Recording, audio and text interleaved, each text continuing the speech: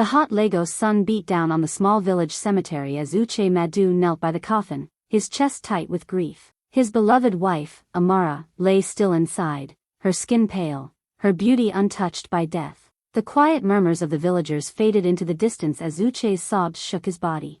Just days ago, she was laughing in their kitchen, humming her favorite song. Now, he was saying goodbye forever. The air was heavy, filled with the scent of fresh earth and the soft rustle of palm leaves in the wind. The elders waited patiently, hands clasped, ready to close the coffin and lower her into the ground. Uche leaned forward, his tears dripping onto her still face. He whispered her name, voice trembling. This would be his final moment with her, his last touch before the earth claimed her forever. Slowly, he pressed his lips to hers, a kiss full of pain and love, a kiss that begged her to return. Her skin was ice cold against his mouth, a reminder that she was gone. And then it happened. Her eyelids twitched. For a heartbeat, they fluttered open, her dark eyes catching the sunlight like a faint spark of life. Uche froze, breath trapped in his chest. A cold shiver crawled up his spine. Was his grief making him see things? He stared, waiting, trembling. Her lips parted the slightest bit, as if to speak, and then, nothing. Her eyes closed again, and her body fell still, silent as before. A gasp rippled through the small crowd of mourners. One of the women dropped the clay pot she was holding, and it shattered on the ground. The village fell into a deeper silence than before. Uche's heart pounded as he stumbled back, his mind spinning. Had he imagined it? Or had Amara just responded to his kiss? He wanted to scream, to demand someone else confirm what he saw, but no one moved. They only stared at him, wide-eyed, whispering under their breath. In that frozen moment, with the scent of the earth and death surrounding him, Uche felt a chill deeper than grief. Something unspoken had passed between the living and the dead. And it had only just begun. That night, the small house felt emptier than ever. Uche sat on the edge of his bed, staring at the dark wall, his ears filled with the hum of silence. The smell of Amara's perfume still lingered faintly in the air, and every corner of the room reminded him of her. He tried to close his eyes, but his mind replayed the image of her eyelids fluttering at the funeral, that brief, impossible moment he could not forget. Then, in the stillness, he heard it. A whisper. Soft, almost like a breath brushing against his ear. Uche. His heart stopped. He sat up quickly, scanning the room. No one was there. The shadows from the window stretched across the floor, unmoving. His chest rose and fell in quick, shallow breaths. I'm imagining things, he muttered, trying to calm himself. Grief could play tricks on the mind, he reminded himself. He lay back down, forcing his eyes shut, clutching the pillow that once belonged to her. But then he heard it again, clearer this time, as if her lips were right next to his ear. Uche. He shot up, trembling, sweat dampening his face. This wasn't just in his head. He whispered her name back, his voice breaking, Amara. The wind outside whistled through the cracks of the window, but this whisper didn't fade like the wind. It lingered, curling into his ears with a chilling softness. And then, words he could never forget. Come to me, at midnight. Every hair on his body stood on end. He froze, unable to move. His mind screamed to run, to pray, to deny what he was hearing, but his heart ached with something stronger than fear. He had longed for her so much, and now, even in death, she was calling him. The ticking clock on the wall grew louder with every second, each tick reminding him that midnight was approaching. The darkness around him felt heavier, alive, as if the night itself was waiting for him to make a choice. He swallowed hard, his hands shaking, and whispered to himself, Amara, what are you? The moon hung low over the quiet village, casting a silver glow across the path as Uche moved through the shadows. His heart pounded with every step, each crunch of gravel under his feet louder than it should have been. The world felt different at night, heavier, like the darkness itself was watching him. He kept glancing over his shoulder, half expecting someone, or something, to follow, but the village slept in silence. Only the sound of crickets and the distant rustle of leaves accompanied his trembling footsteps toward the cemetery. When he reached the gate, the cold night air bit into his skin. He hesitated, staring at the rows of graves glowing faintly in the moonlight. His chest tightened as his eyes locked on Amara's resting place. But something was wrong. The earth was disturbed, dark soil scattered across the grass as if someone, or something, had clawed its way out. His stomach twisted. Slowly, he moved closer, his legs weak beneath him. Then he saw it. The coffin's lid was pushed aside, tilting off the edge, its interior exposed. His breath caught as his eyes scanned the open box, expecting to see her still body. But there was nothing. No Amara. No trace of the woman he had buried with his own hands just hours before. Only an empty, cold space where she should have been. Uche's knees buckled, and he gripped the edge of the coffin to steady himself, his fingers trembling. A chill swept through him, deeper than fear. It was the shock of something beyond understanding. His mind raced with questions he could not answer. Had someone stolen her body? Had he truly heard her whisper? Or had she walked out on her own? The night seemed to close in around him. Every rustle of grass sounded like footsteps, every shadow felt alive. He backed away slowly, his chest heaving, eyes darting to the darkness beyond the grave. Somewhere deep inside, he knew this was only the beginning. Something unnatural had happened, and whatever he had kissed at the funeral was no longer.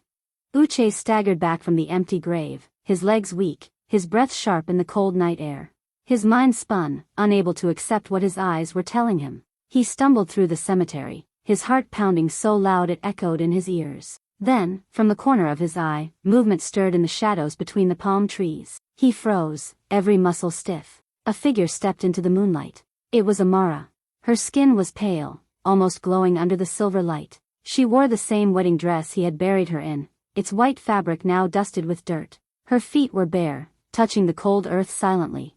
Her long hair fell over her shoulders as the night wind brushed it gently. Uche's lips trembled, his throat dry, as he whispered her name, Amara.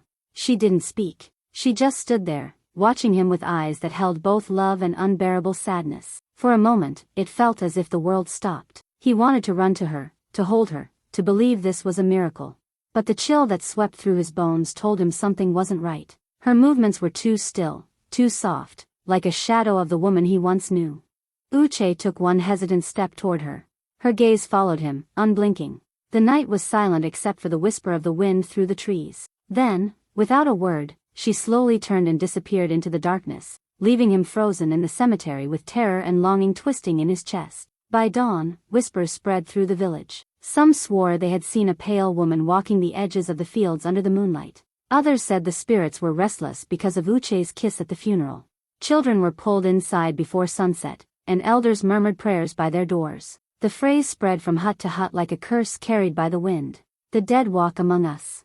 And as Uche lay in his bed that night, staring into the darkness, he knew those whispers were true. He had seen her. And she was no longer the Amara he once knew. Uche brought Amara back to their old home under the cover of darkness, his hands trembling as he guided her through the familiar doorway. The small house smelled of wood smoke and memories, and for a moment, he convinced himself this was a blessing. His wife had returned to him, and nothing else mattered. He locked the door behind them and whispered, "You're home now," his voice breaking with relief and fear. The first days felt like a dream.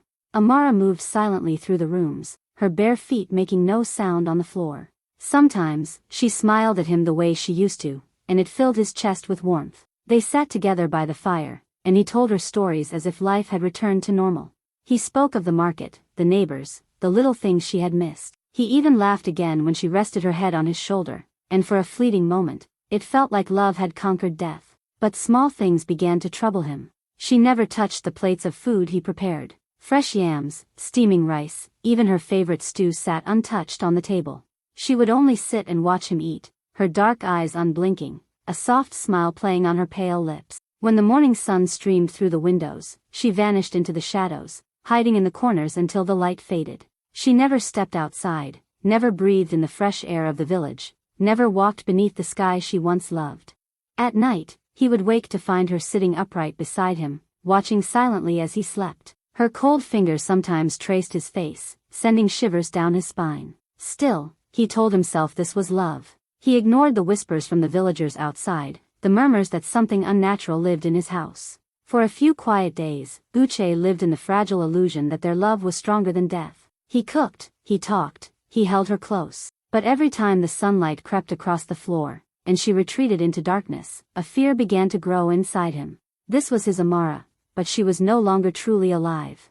Uche woke in the middle of the night to a coldness that sank deep into his bones. His eyes fluttered open, and in the dim moonlight spilling through the window, he saw her. Amara stood over him, her face inches from his, her long hair hanging like a curtain around her pale cheeks. But this wasn't the gentle face he knew. Her eyes were no longer brown, they were pitch black, empty and endless. Her lips moved in a slow, eerie whisper, forming words in a language he had never heard before. The sound was low, like wind hissing through a graveyard, and it made his skin crawl.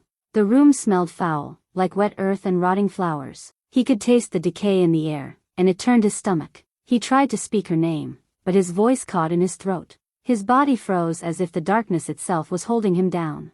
Amara tilted her head, staring at him with those black eyes, still whispering.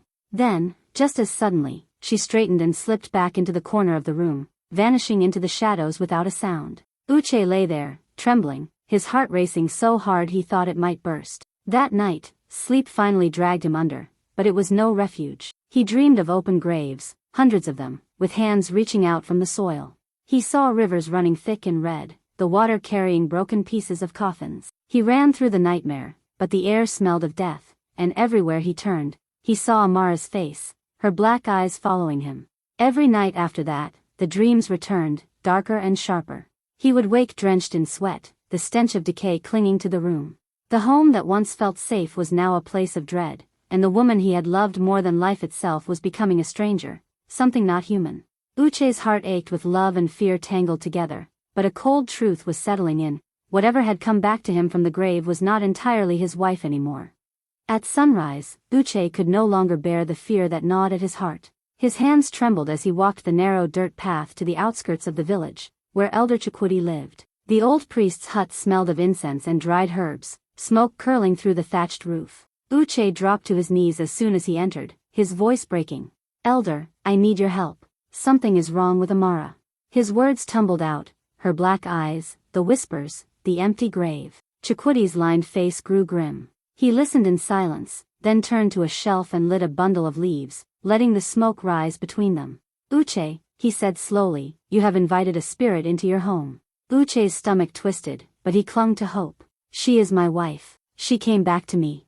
The priest shook his head.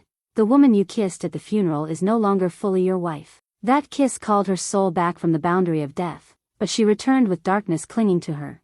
She is a restless spirit wearing the shell of her body." Uche's heart pounded. He thought of her cold hands, her silent footsteps, the way she stared at him in the night. "Then what happens if I keep her with me?" His voice trembled. Chukwudi's gaze darkened. "Every day she stays, she feeds on your life. Your love is her tether. Before the next full moon, she will drain you dry, and then she will wander forever, neither living nor dead." The words sank like stones in Uche's chest. He shook his head, refusing to accept it. "No, there must be another way. I can't lose her again." The priest stepped closer, laying a hand on his shoulder. "Son, love can blind a man to the danger he sleeps beside. This is not a blessing. It is a curse, and only you can end it before it takes you too." Uche left the hut under the harsh light of day, his heart heavier than ever. The road home felt longer, and every step echoed with the priest's warning. If he chose love over letting go, it would cost him his life. That night, Uche sat in the dimly lit room, the single oil lamp flickering as if the air itself shivered.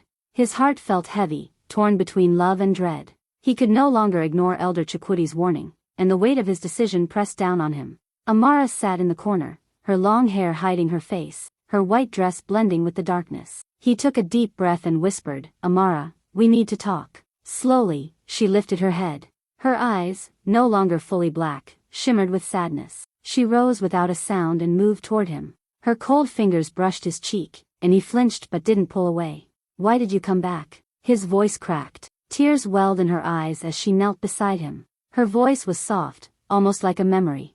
"I only returned because I missed your kiss, your touch, your love. But I am not meant for this world." Her words pierced his chest like a knife. The house seemed to respond to her sorrow. A sudden chill swept through the room, and the lamp flickered violently. Shadows stretched along the walls, twisting into strange, crawling shapes as if the darkness itself was alive. The smell of earth and cold stone filled the air. Uche's breath came out in visible clouds, and his hands shook. He wanted to hold her, to beg her to stay, but the fear of what she had become clawed at his heart. "Amara, I can't lose you again," he whispered, voice trembling. She smiled through her tears, a fragile smile full of both love and farewell.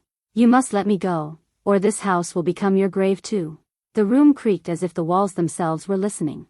The cold deepened, and the shadows swirled around them, wrapping the couple in a darkness that felt almost alive. Uche realized this would be their final night together, a night where love and death shared the same room. And as he looked into her sorrowful eyes, he knew the hardest part of loving her was finally letting her go. Uche stood in the middle of the dim room, his heart pounding like a drum. The cold air pressed against his skin, and the flickering lamp cast long, trembling shadows across the walls. Amara stood before him, her pale figure glowing softly, her eyes filled with love and sorrow. He could feel the weight of the moment, knowing what he had to do. Elder Chikwuti's words echoed in his head, only one act of love could set her free. She stepped closer, her bare feet silent on the wooden floor. Uche, she whispered, her voice breaking, if you love me, let me go. Tears blurred his vision, but he nodded, his lips quivering. He reached out and held her cold hands, feeling the tremor in her ghostly touch. His chest tightened with unbearable pain. This was the last time he would ever feel her. He leaned in slowly, his heart screaming against the choice his soul had already made. Their lips met in a final, trembling kiss, filled with love, grief, and goodbye.